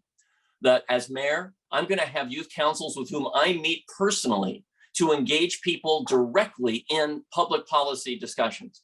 As I go to every neighborhood in the city, I am meeting with youth right now. And Jay, you're right. What I am hearing is first, a frustration and a lack of faith, but also folks are waiting for a leader who will inspire them about finding common ground in this city and engaging them in the process. And I want to provide concrete opportunities as mayor to do that, including appointing youth to city commissions beyond the Children's and Youth Commission that exists right now, so they can actually get a taste of what it feels like to have that power. I've been speaking throughout Los Angeles, particularly in underserved communities, not as a candidate, but for years in schools with kids, trying to get them a sense of what it means to get involved in policy-making decisions that affect them. Issues like immigration and equity in our city, issues of job creation that is relevant to their needs. So as mayor, it is incredibly important to me to create the structures I've described, not just for making a speech somewhere, but to build on the work I've been engaged in for years, going beyond getting people a vote on the same day as the election, but giving people an opportunity to engage and organize in neighborhoods. One of the things that's been so heartening to me as we've doing these debates throughout the city is the number of youth who approach me after those debates to say, how can I volunteer with you and get that first opportunity to feel a sense of efficacy in the process, to connect with you, but more importantly, to connect with my neighborhood, to help lift people up in our city. A mayor needs to be someone who can inspire along these lines, who can make people feel that they matter and that they count. But a mayor also needs to be able to roll up their sleeves and recognize that that speech is only going to last so long unless you create the structures for meaningful, ongoing, sustainable engagement. I'm committing to you, as I have in the communities throughout the city where I've spoken, to be that mayor. Thanks, Jay, for the question. Thank you, Congresswoman Bass. An example of the structures to involve youth is South Central Youth Empowered Through Action, which is a group that I started many years ago as a part of Community Coalition that organizes young people on the high school level and trains them to be committed activists. I was biased because I got involved at the middle school level and there were adults and teachers that helped nurture my activism.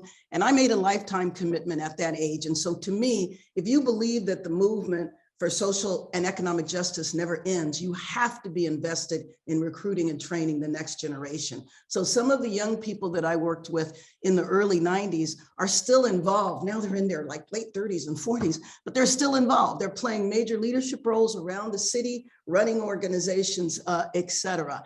There are absolute models that can be used, and voting is one thing. And to me, that's kind of like the bare minimum. I want to get young people involved in transformation, because if you look historically, all major social movements that were really transformational were led by young people. So we should be very invested in that. When I got to Congress, I realized that there was very little input, actually no input for young people who were impacted by the child welfare system. There were plenty of experts about foster kids, but foster kids didn't have any role or participation. So I started a nonprofit organization called the National Foster Youth Institute that exists today. It's 10 years old, independent CBO. And what we do is that we recruit foster youth who have aged out of the system over 18, and we recruit them from all around the country, train them in community organizing, train them in policy. And once a year, we bring over 100 foster youth to Washington, D.C. from 100 different congressional districts, Democratic and Republican districts. We teach them how to strategically use their personal story to impact policy. And they are very strong advocates now in D.C. As a matter of fact, when COVID hit, none of us knew what to do. None of us had ever experienced anything like that. Well, we relied on the young people in the National Foster Youth Institute, and they guided our policies in what we did to address COVID. And they impacted both Democrats and Republicans. We were able to get policies put into the rescue bills and resources put into the rescue bills that they defined and they led on. So I think it's incumbent upon all of us to get young people involved and to create the structures for them to do that. And so one way to do that is creating paid internships so that young people can come to City Hall, they can shadow members. Oh, by the way, the Board of Supervisors in LA County replicated what we were doing with the National Foster Youth Institute, and now they have young people that shadow the supervisors who are in the foster care system. So if you believe in the movement for social and economic justice, you have to invest in the next generation of leaders. Thank you. Thank you, Councilmember De Leon. Thank you very much. Let me say the proof is in the pudding, because we're actually implementing, we're institutionalizing, if you will, what my fellow candidates are saying right now, because we have created the first ever youth development department in the city's history. One of the greatest drivers of apathy is the feeling that candidates aren't speaking to you or to your community. They wonder how the ballot box will improve their day-to-day lives. When people feel that candidates are offering platitudes, generic statements, they cannot become excited about your candidacy, and they aren't inclined to participate in the civic process. And that's why, if we want to make a better LA, that's why we have to involve all of our young folks, especially young folks of color. And that's why we are implementing already and executing the first ever, youth development department. And we are actually paying, our students, and we're creating an actual council, a youth council, that every single council member will be making appointments. And those individuals, those young men and women, those individuals and others, will be actually having a voice in every matter, the budget, public safety, fire, parks and recreations, the issue of environment, the issue of sanitation, the issue of homelessness, all the issues that we just touched on today, and we are touching on today, they're going to have that voice right there. And plus, you know, it is the first ever of its kind, if you can believe it, in the city's history. And I played a huge part in making that come to reality. I've only been on the council for 1 year and 6 months because I was stuck there. And I got to give credit where credit's due to Monica Rodriguez. We moved heaven and earth and we leaned in. And now we're creating something that's real, that's tangible, that's going to give a real voice. So, you know, they can have that voice in City Hall. You know, my campaign, both in the US Senate as well as my mayoral campaign, has been powered and has been powered by young folks. You should come to my campaign office. You see all of them. They're the ones who have major responsibilities, who are making tough decisions on my campaign. If you do not give empowerment and agency to young folks, they check out. And they are the leaders of tomorrow. They're the ones who are going to be next council members, next members of the assembly, the next state senator, the next, you know, city attorney, as well as the next member of Congress, the next governor, and so forth. They will be the ones who will be leading us in the future. I want to make sure when I'm older that we got good quality leadership that comes from each and every one of you today on the issues that matter. There are folks that sometimes say, hey, Kevin, I don't agree with you on this issue right here.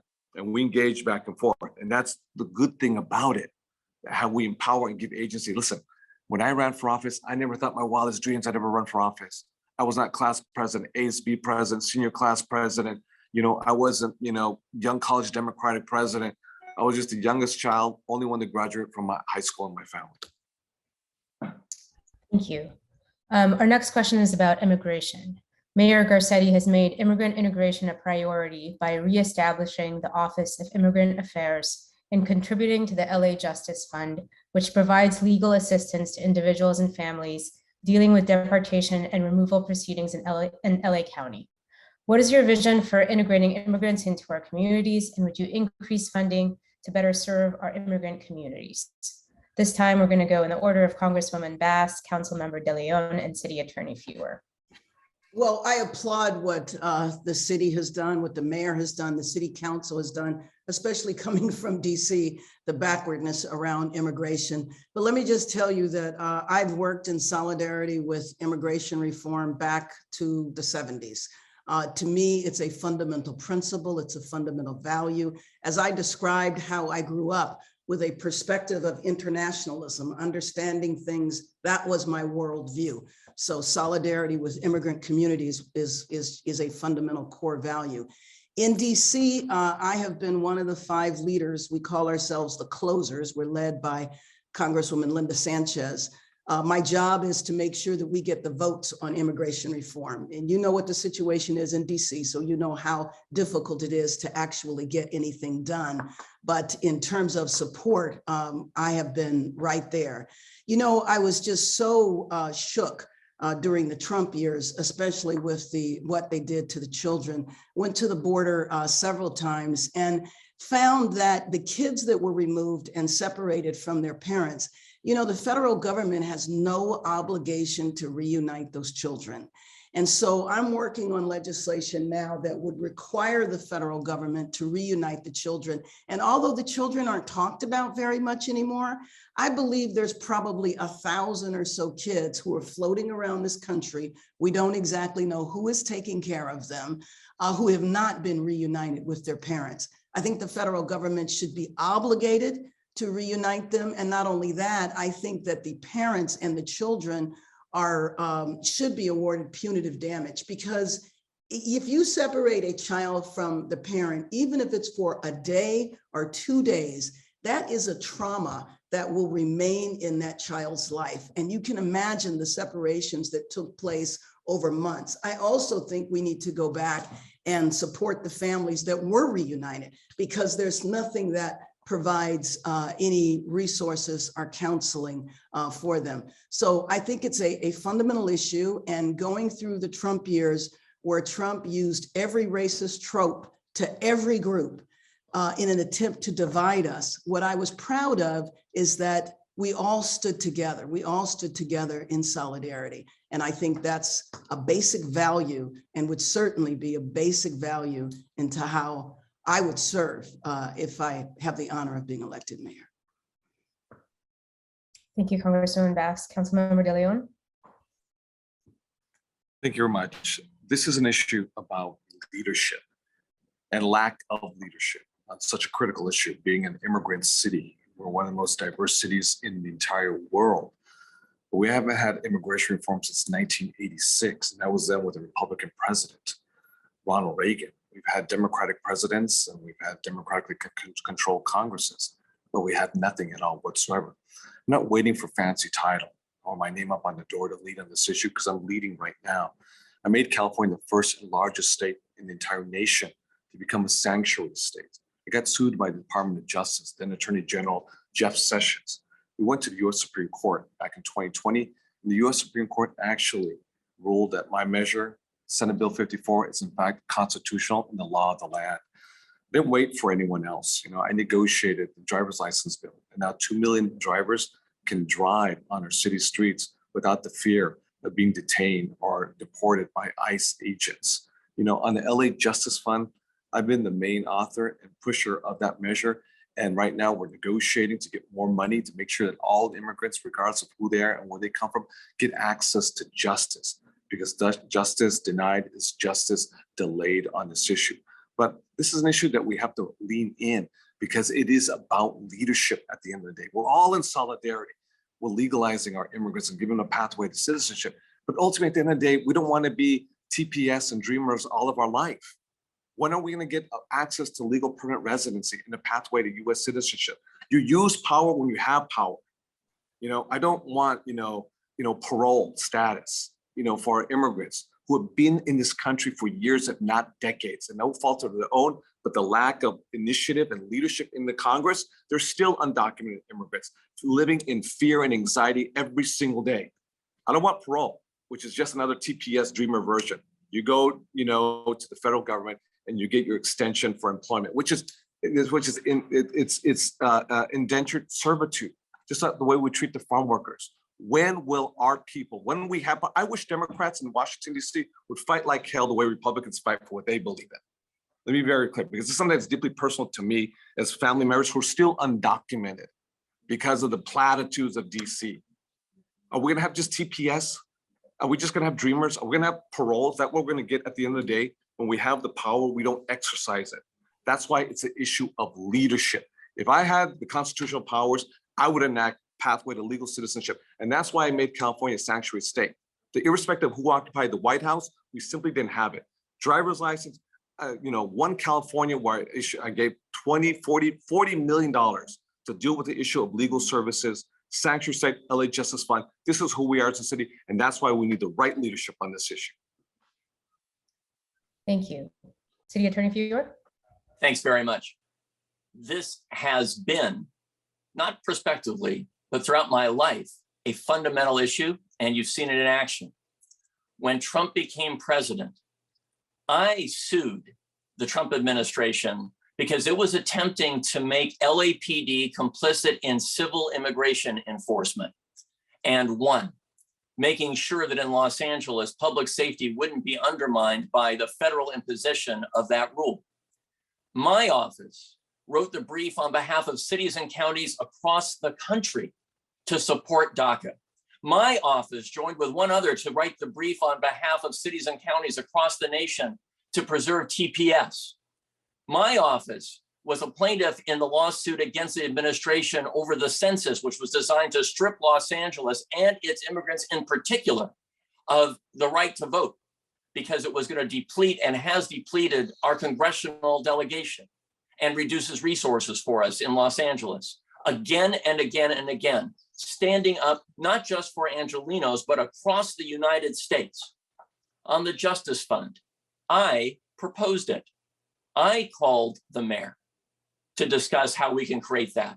I was at the table when it was founded and worked with its principal funders to be sure that it was put into effect, because we needed to assure that those who were suffering under the Trump administration had the ability to be protected and have their rights stood up for. The question, though, went beyond all these things, didn't it? It asked, how are we going to integrate immigrant populations into the fabric of Los Angeles?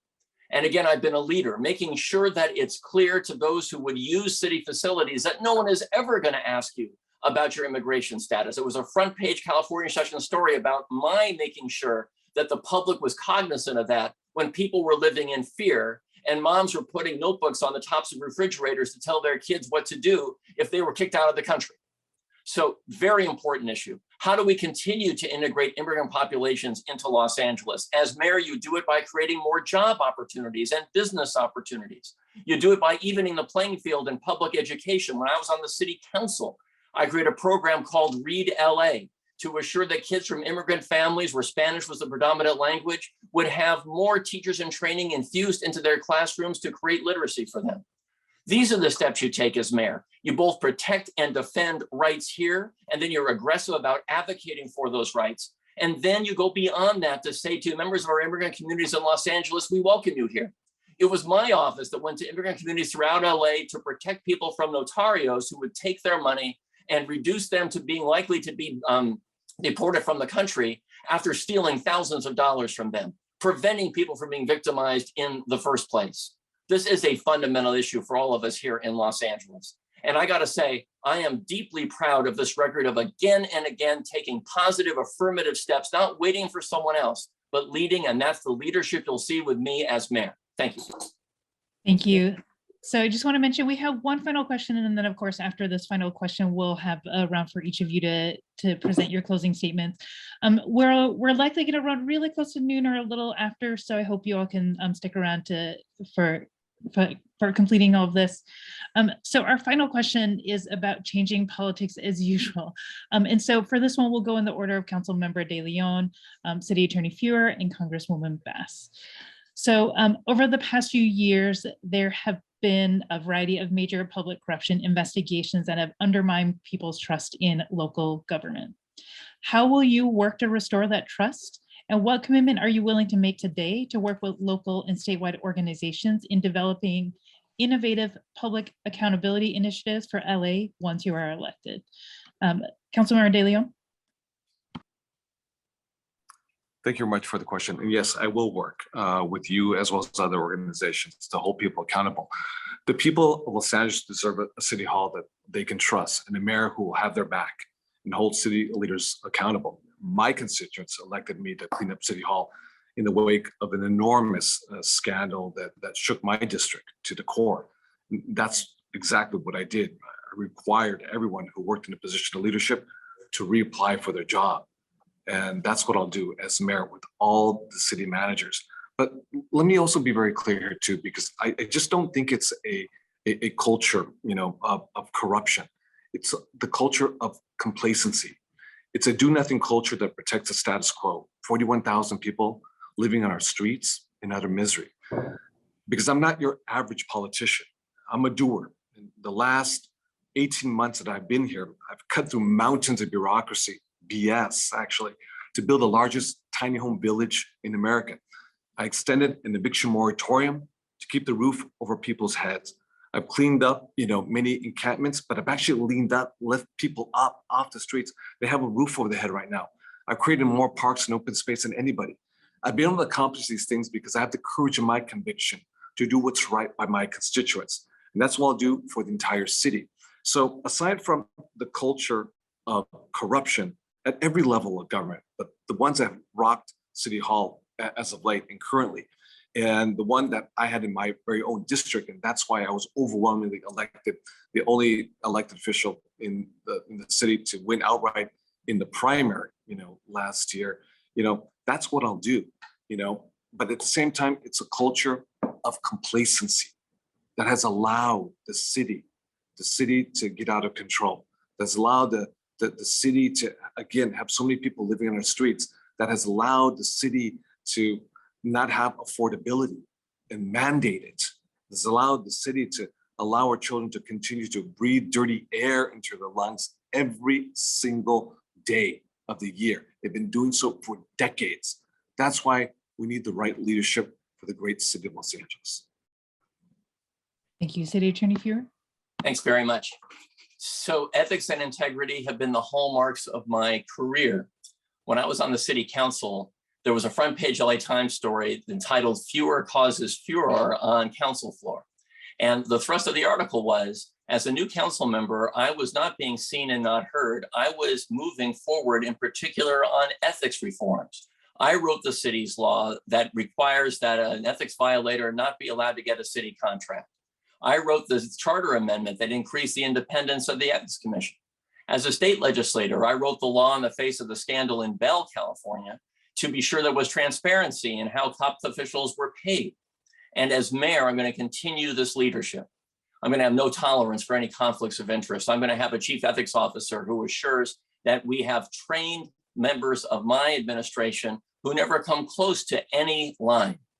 I'm going to work to diminish the land use authority of city council members who individually have so much authority that it creates the recipe for corruption. Other cities don't have a developer have to go to a council member for authority. They go to a planning department staff that already has a community plan in place. You satisfy the plan, your development's approved. If you don't, you don't, because it integrates the community's values into that decision-making, as opposed to allowing a donation to somebody to have an impact. I want to make other changes in City Hall that shake up the status quo too. For example, you're aware that I propose that we cut council districts in half. So we create more responsiveness and accountability in the city council, changing this will be the first major structural reform in city government for a generation. I introduced charter reform in the city council back in the 1990s and then fought for neighborhood councils to be in there, for example, because I want to empower people to have a bigger say over how they're conducting their lives, integrating them into city decision-making. The more we democratize that process, the more likely it is that there won't be corruption in decision-making. It'll be the consequence of the merit, the quality of what's on the table that defines what the outcome is.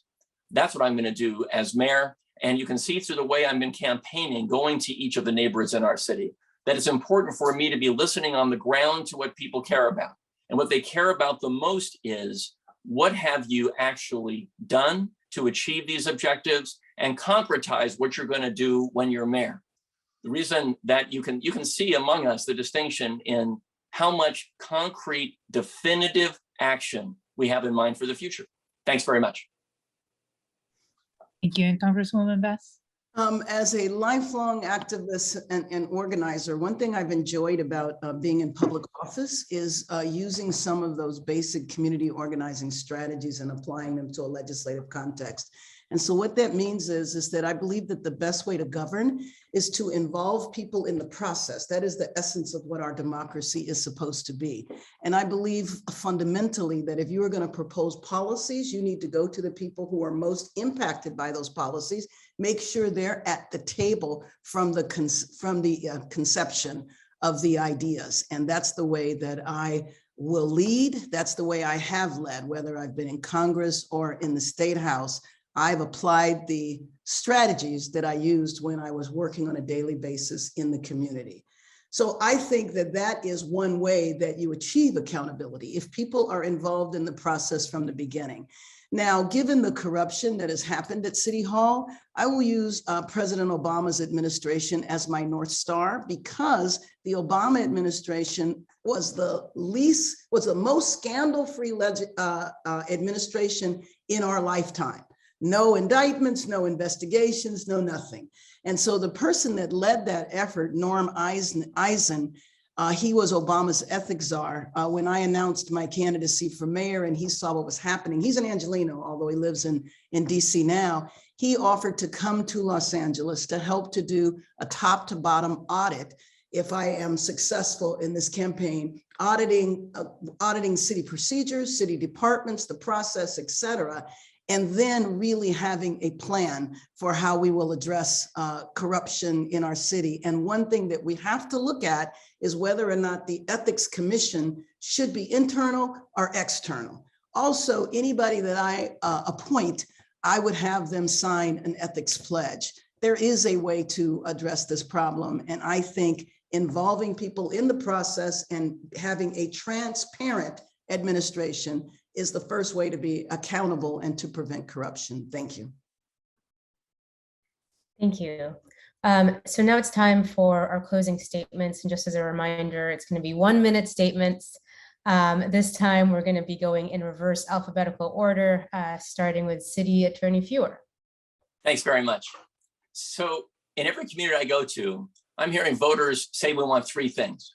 We want experience that's here in Los Angeles. You can hit the ground running on that first day. We want a leader who has shaken things up and who's going to shake things up again. And we want a leader who's going to find the common ground in our city. And I've been that leader throughout my career. I'm the only candidate running who has local LA executive leadership experience that's been award-winning here in Los Angeles. I can take that to being mayor. That's an executive role. So on shaking things up. From the time I ran Bethsetic and I transformed it into what newspaper called a national success story, to my work on the city council on ethics and charter reform, creating 311, demanding that gun violence be addressed in a serious way. My work in the state legislature on the Homeowners Bill of Rights or the healthcare law I described to you earlier. My work in the city attorney's office, transforming criminal justice systems to focus on restorative justice, to go after Wells Fargo and protect the city when consumers are being ripped off. That is experience that shakes things up at every level at a time when the status quo is not working. And I'm going to be a leader who brings that proven experience on that first day and makes Los Angeles the place that has the promise we all know it has. Thanks very much. Thank you, City Attorney Feurer. Next, we'll hear a closing statement from Councilmember De Leon. Thank you very much. Brothers and sisters, you are the heart and soul of Los Angeles, and you know me. You always know that I will always have your back, and I'll always be there for you. For me, it's never been about being a good vote. It's about using my power to solve major problems, taking on major problems that no politician, no Democratic politician would even fathom on doing. I took on Senate Bill 562, single payer, Medicare for all in the state of California. I was with you and I stood with you at USC, at the Keck campus, when you authorized your strike to fight for a living wage and dignity and respect on the job, even when it's hard. I took on the entire law enforcement establishment in California to make our state the first sanctuary state in the nation to protect our immigrant families. I just don't talk the talk.